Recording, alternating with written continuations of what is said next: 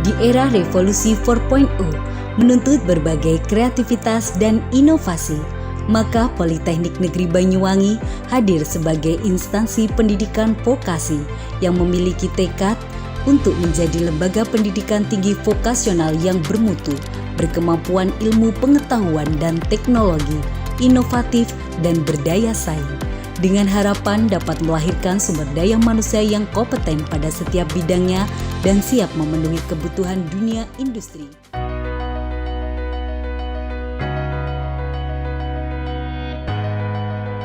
Bismillahirrahmanirrahim. Assalamualaikum warahmatullahi wabarakatuh. Om Swastiastu, Namo Buddhaya, salam kebajikan, rahayu, salam sejahtera bagi kita semuanya. Bapak Ibu hadirin sekalian yang berbahagia, perkenalkan nama saya Mas Tia Mukti. Saya sebagai dosen program studi manajemen bisnis pariwisata Politeknik Negeri Banyuwangi. Dalam kesempatan kali ini saya akan memperagakan bagaimana model pembelajaran yang saya ampu untuk mata kuliah pengantar usaha perjalanan wisata. Perlu kami sampaikan bahwa background pendidikan saya itu dari manajemen. Case-case yang kami angkat adalah seputar tentang bagaimana proses manajemen yang diaplikasikan, diimplementasikan dalam sektor pariwisata. Kami mengajar untuk semester 1, adapun jumlah SKS-nya adalah 2, 1 teori dan 1 praktek. Model pembelajarannya kami akan di dalam kelas, kemudian blended learning. Kemudian untuk praktikumnya, teknisnya adalah kami melakukan role play atau bermain peran. Kemudian kami juga melakukan simulasi langsung di lapangan dengan terjun di dunia industri maupun praktek-praktek di lapangan lainnya. Pokok bahasan kali ini yaitu adalah pengantar kepariwisataan secara umum, mengenal para pihak yang terlibat, yakni pemerintah, pengusaha, komunitas pariwisata, akademisi, dan media. Juga ruang lingkup industri pariwisata khususnya di dalam usaha perjalanan wisata. Kemampuan akhir yang diperoleh mahasiswa untuk mata kuliah ini yaitu mahasiswa mampu memahami bisnis usaha perjalanan wisata, kemudian bagaimana kita bisa mengkreat mahasiswa untuk mampu menjadi seorang tour planner, tour leader, tour guide, tour consultant, bagaimana praktik-praktik mahasiswa bisa terjun di lapangan sebagai seorang pengusaha industri usaha perjalanan wisata. Kegiatan perkuliahan mata kuliah ini dilaksanakan di dalam kelas. Di awal sesi, saya selalu mengawalinya dengan salam, kemudian dilanjutkan dengan kita berdoa bersama, kemudian dilanjutkan saya selalu mengawali dengan adanya introduction, dengan adanya intermezzo. Harapannya perkuliahan yang kami laksanakan bisa memiliki frekuensi yang sama, sehingga teman-teman sekalian lebih cepat untuk menyerap apa yang kita sedang diskusikan. Saya sisipkan contoh-contoh case study, kemudian saya sisipkan juga bagaimana analogi-analogi yang mempermudah anak-anak untuk menyerap ilmu. Salah satu parameter evaluasi penilaian mahasiswa yaitu saya menitikberatkan kepada proses, yang mana di situ keaktifan, tanya jawab, diskusi, dan tugas itu memegang peranan penting. Di samping juga tentunya ada nilai UTS dan UAS itu sendiri. Baik Bapak Ibu hadirin sekalian, teman-teman yang berbahagia, berikut ini kita simak bersama-sama bagaimana proses pembelajaran yang kami lakukan di dalam kelas secara teori. Baik teman-teman sekalian, Bapak mulai ya. Bismillahirrahmanirrahim. Assalamualaikum warahmatullahi wabarakatuh. Waalaikumsalam. Om Swastiastu, Namo Buddhaya, salam kebajikan bagi kita semuanya. Teman-teman sekalian yang berbahagia, sebelum kita mengawali perkuliahan kita pada siang hari ini, izinkan saya untuk memandu berdoa terlebih dahulu biar perkuliahan kita lancar, diridhoi oleh Tuhan, dan tentunya apa yang kita pelajari detik ini menjadi amal ibadah kita dan menjadi investasi kita di masa yang akan datang. Berdoa sesuai dengan agama dan kepercayaan kita masing-masing, dimulai. Baik teman-teman sekalian yang berbahagia, selamat datang di kampus Perjuangan Politeknik Negeri Banyuwangi. Salam kenal. Perkenalkan, nama saya sudah bisa dilihat, Mas Tia Mukti. Teman-teman sekalian, dalam detik ini kita akan belajar terkait dengan mata kuliah awal yang sangat basic sekali, di mana Anda sebagai mahasiswa baru akan mempelajari yang namanya pengantar usaha perjalanan wisata. Sebelumnya, seperti biasa, seperti yang sudah-sudah, untuk mengawalinya saya ingin menyamakan frekuensi dulu. Jadi sementara yang tadi malam baru begadang gitu ya, yang tadi malam baru bertengkar dengan pacarnya gitu ya, yang tadi pagi berangkat tidak diberi uang saku orang tuanya ada. Nah teman-teman sekalian, silakan angkat tangan kirinya semuanya. Oke, sudah ya. Sekarang ikuti saya. Yang bisa silahkan angkat tangan.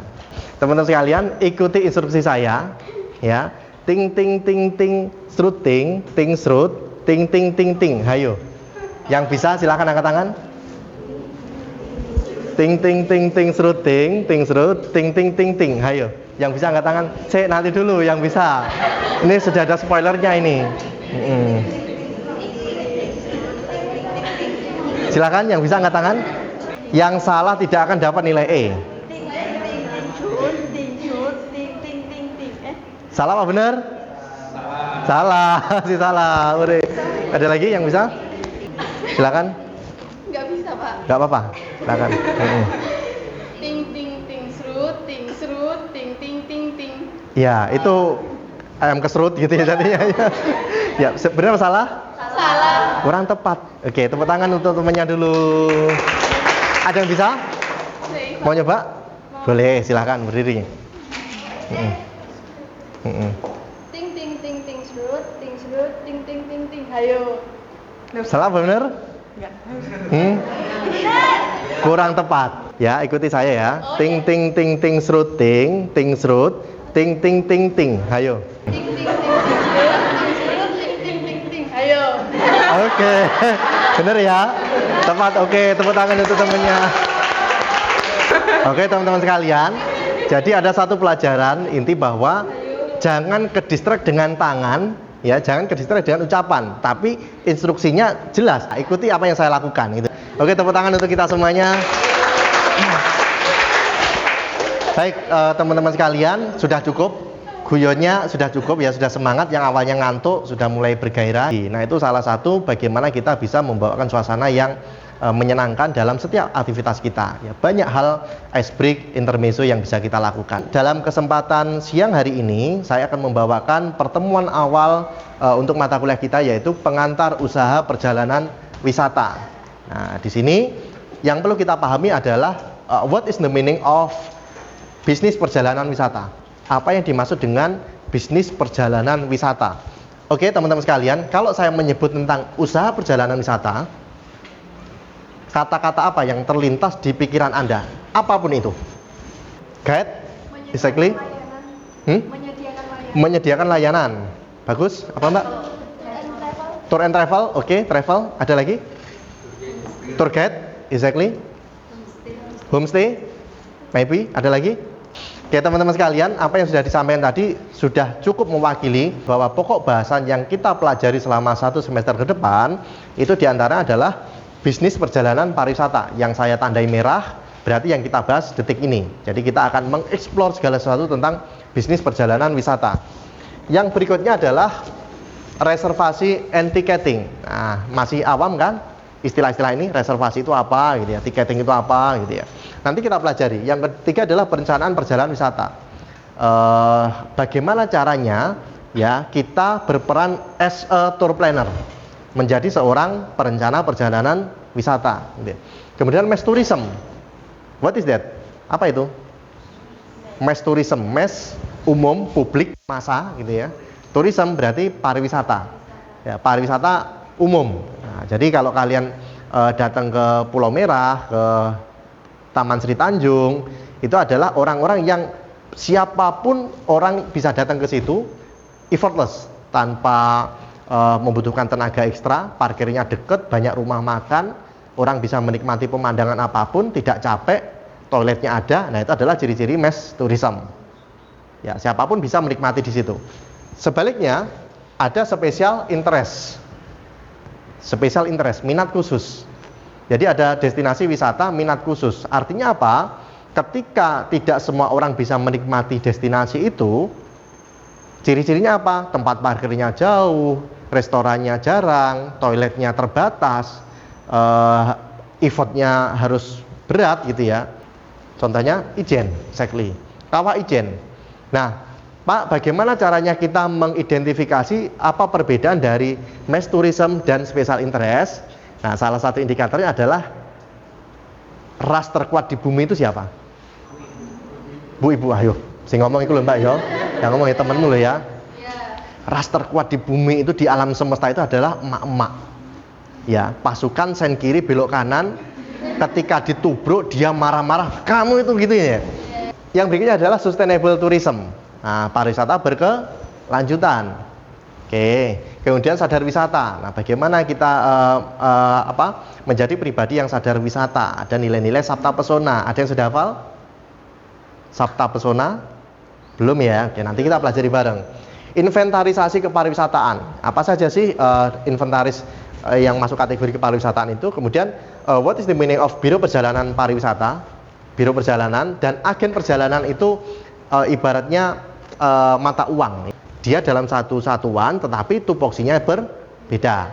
Apa itu? Nanti kita pelajari pelan-pelan. Yang berikutnya adalah produk paket wisata, tour quotation. Nah, tour quotation. Jadi ibaratnya, Pak, saya pengen ke Banyuwangi 3 hari 2 malam, kemudian saya pengen nginep di hotel bintang Kejora gitu ya. Kemudian pengen ke destinasi A, B, C, D, dan seterusnya. Armadanya saya harus pakai high ace gitu ya. Kira-kira spending money-nya berapa? Berapa uang yang harus saya sisipkan? Berapa uang yang harus saya persiapkan? Nah, itu adalah bagian dari tour quotation. Ya, bagaimana kita bisa membuat kota perjalanan wisata. Ketemunya apa? Net per pax. Berapa biaya harga yang ditetapkan untuk satu orang. Bahwa pariwisata tidak bisa berjalan, tidak bisa berdiri sendiri. Industri pariwisata tidak ada yang namanya one man show. Tidak ada Superman. Sekuat-kuatnya kita tidak bisa berjalan berdiri sendiri. Superman tidak ada setelah Superman is dead. Ya. Jadi kita harus berkolaborasi dengan orang lain, stakeholder lain, bahwa industri pariwisata adalah industri yang harus mutual benefit, memberikan kebermanfaatan pada sekitarnya. Nanti saya jelaskan. Baik. Teman-teman sekalian, tujuan pembelajaran yang kita pelajari, mahasiswa diharapkan mampu, ya, penekanan minggu ini yang harus kita pahami adalah mahasiswa mampu memahami bisnis usaha perjalanan pariwisata. So, yang akan kita bahas, yang akan kita ulas, dan output pelajaran yang kita diskusikan bareng-bareng ini adalah kalian memahami itu. Bisnis usaha perjalanan pariwisata itu apa sih gitu ya. Kemudian sisanya nanti akan kita pelajari di minggu-minggu yang akan datang, teman-teman. Selanjutnya adalah usaha perjalanan wisata. Nah, UPW yang saya sampaikan di awal, UPW adalah the part of tourism industry ya.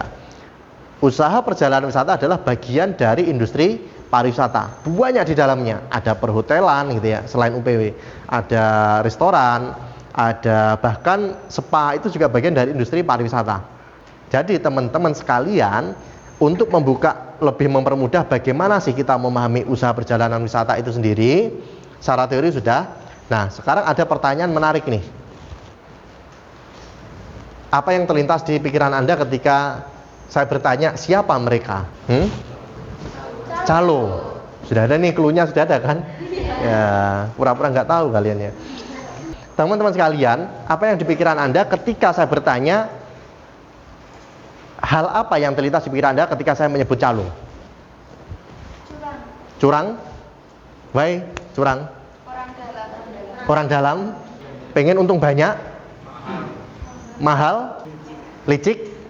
Ya, hampir semuanya 90% yang Anda sebut tadi, kalau saya ngomong calo selalu identik dengan hal-hal yang negatif. Ada enggak yang positif? Apa? Hah? Sip. Apa Mbak? Cepat. Ya, karena orang dalam tadi itu ya, gitu ya. Ada lagi? Murah? Enggak ya.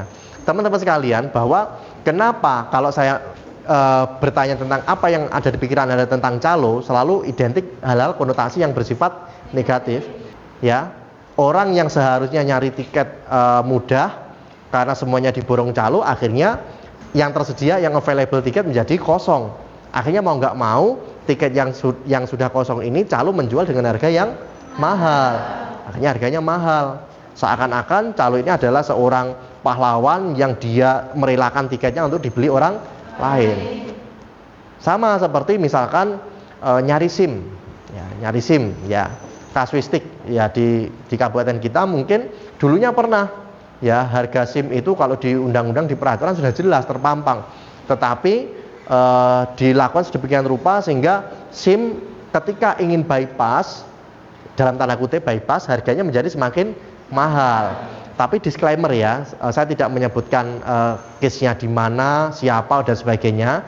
Tetapi yang ingin saya ceritakan bahwa mahalnya kenapa SIM itu mahal ya karena salah satunya adalah adanya praktik percaloan di dalamnya dan sebagainya.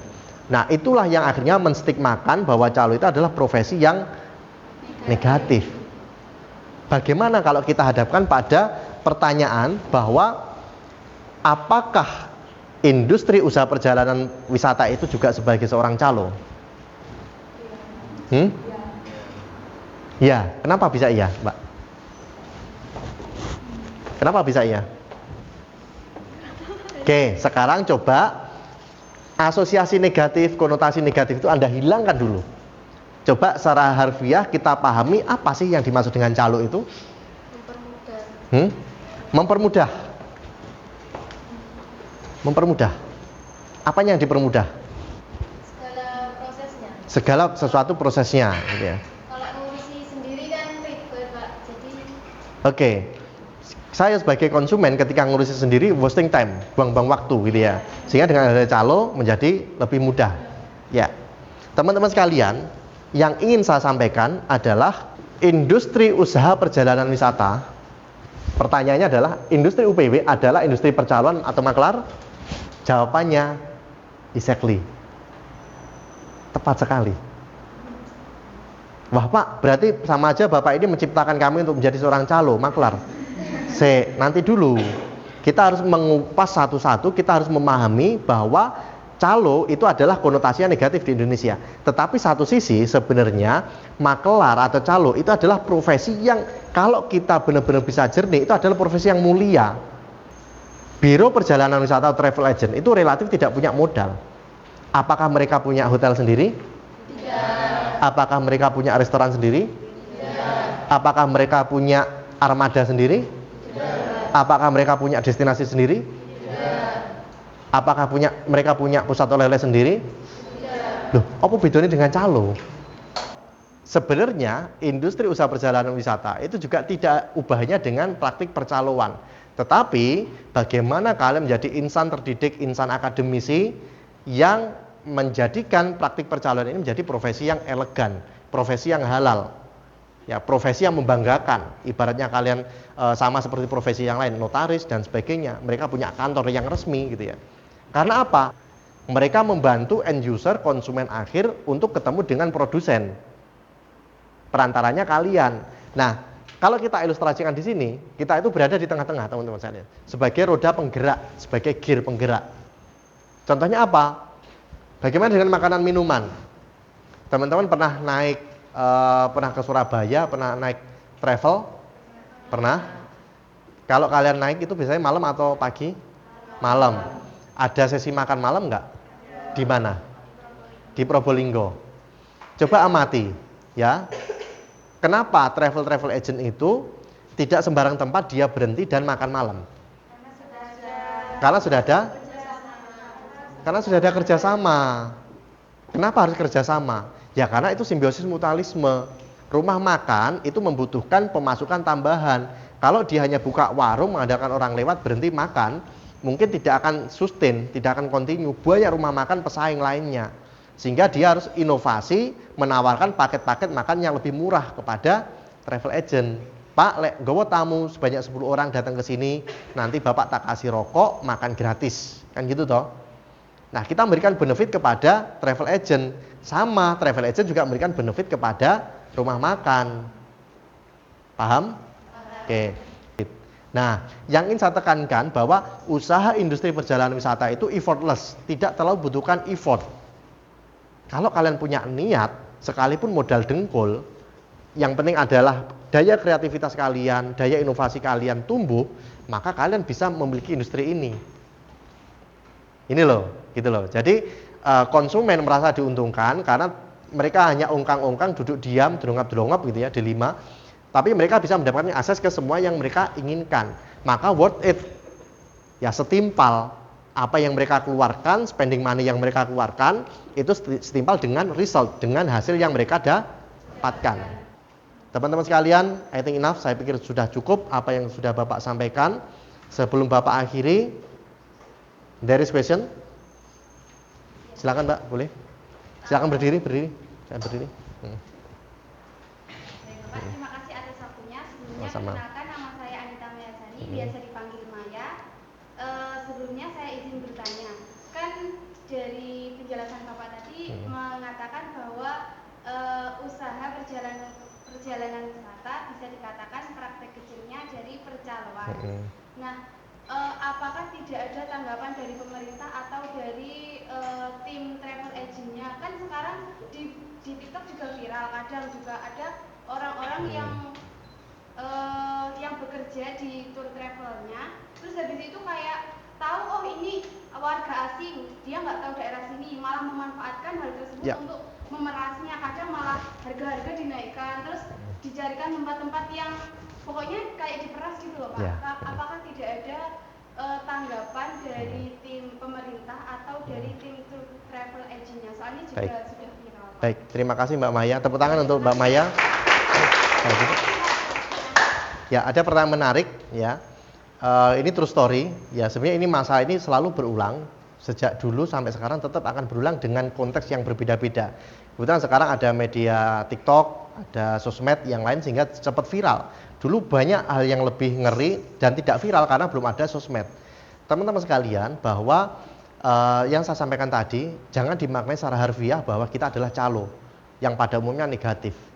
Tapi kita harus memaknai bahwa profesi ini harus profesi menjadi profesi yang elegan, profesi yang halal gitu ya, dengan kita tidak melakukan moral hazard, bencana moral, kejahatan moral dengan membohongi orang lain gitu ya.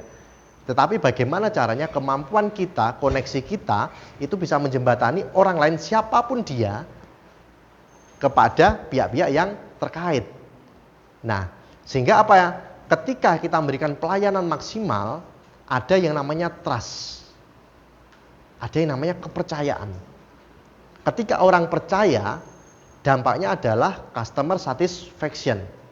Customer itu puas, pelanggan itu puas. Ketika pelanggan itu puas, maka ada yang namanya word of mouth. Ya. Di dalam bauran promosi itu ada namanya word of mouth. Ya, dari mulut ke mulut. Ketika kita itu puas, kita akan bercerita kepuasan itu kepada orang lain.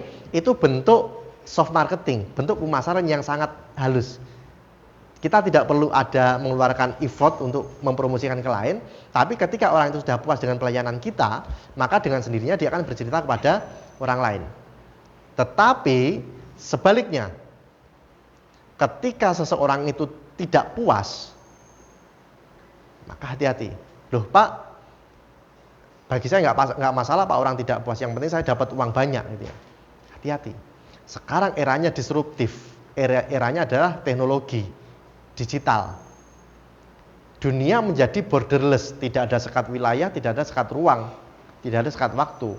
Sekalipun tamu yang datang itu dari Medan, dari Aceh atau dari manapun, Papua dan sebagainya, maka orang yang terlanjur kecewa itu memiliki seakan-akan tiba-tiba ada 1000 malaikat di kanan kirinya yang memberikan kekuatan spirit untuk menyampaikan kekurangan itu kepada masyarakat yang luas. Hati-hati. Ini tidak balance nih. Orang yang puas dia akan men-trigger untuk mempromosikan kepada orang lain, mungkin satu orang, pada orang yang tanya. Tapi kalau orang sekali tidak puas, dia bisa electronic word of mouth gitu ya. Dia dengan lancarnya menulis, mengetik, berbicara melalui sosmed dan sebagainya yang di situ disaksikan oleh banyak pihak. Hancur usaha kita.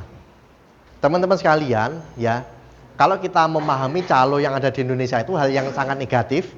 Ketika memang konteksnya kita datang yang seharusnya mudah, gara-gara ada calo menjadi susah. Yang seakan-akan susah, akhirnya calo datang dengan sebagai seorang pahlawan untuk membantu gitu ya. Meskipun soft, tetap itu adalah kejahatan moral. Itu adalah bencana moral. Itu adalah moral hazard. Dan itu negatif. Tetapi ketika kalian kebingungan mencari sebuah tempat rekreasi, kalian kebingungan mencari pusat oleh-oleh, dan kemudian ada orang datang menawarkan bantuan, dia tidak menarif harga, kemudian dengan sukarela membantu, dan akhirnya kalian mendapatkan tips, mendapatkan reward, apresiasi atas yang sudah kalian bantu, dan orang ini merasa terbantu dan puas, dia bersyukur, maka disitulah yang sebenarnya profesi maklar itu harus ada. Nah, saya harapnya kalian berada di posisi itu. I think enough? Cukup? Teman-teman sekalian, mungkin itu yang bisa Bapak sampaikan. Sekali lagi ada kurang lebih yang mohon maaf. Sebelum kita akhiri perkuliahan pada siang hari ini, marilah kita berdoa. Mudah-mudahan apa yang sudah barusan kita pelajari menjadi bermanfaat dan menjadi amal ibadah kita. Berdoa dimulai. Berdoa selesai. Baik, demikian yang bisa Bapak sampaikan. Sekali lagi terima kasih. Bapak akhiri. Wabillahi taufiq wal hidayah. Waridho wal inayah. Wassalamualaikum warahmatullahi wabarakatuh.